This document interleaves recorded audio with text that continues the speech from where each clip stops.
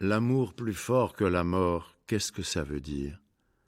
C'est lui l'atome de réalité, l'articulation, le fracassable noyau de jour, le principe d'individuation, le triangle médiateur, le plus un de deux, l'entre-deux des enfants frères-sœurs, des parents-enfants, des amants, des époux.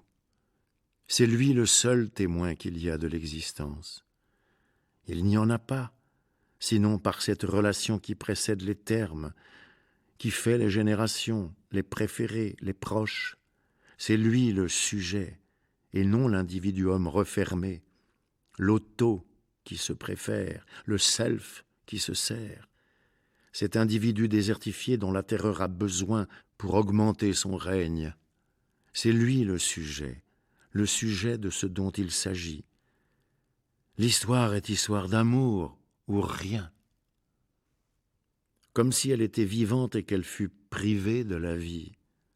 Ce qui est encore une superstition qui ne fut vraie que les derniers jours de la vie.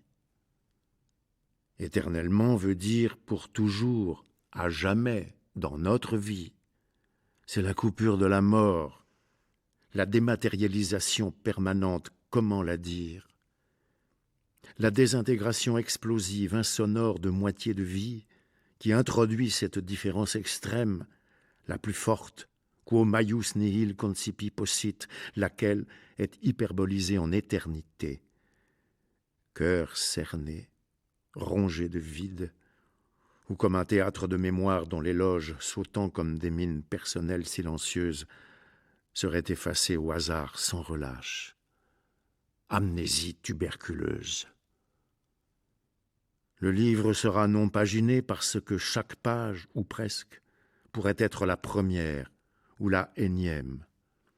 Il n'y a pas de série ordinale, tout commence à chaque page, tout finit à chaque page.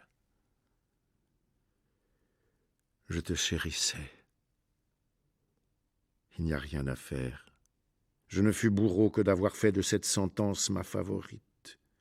Pour un rien, pour un tout. Est-ce que nous nous sommes pardonnés ?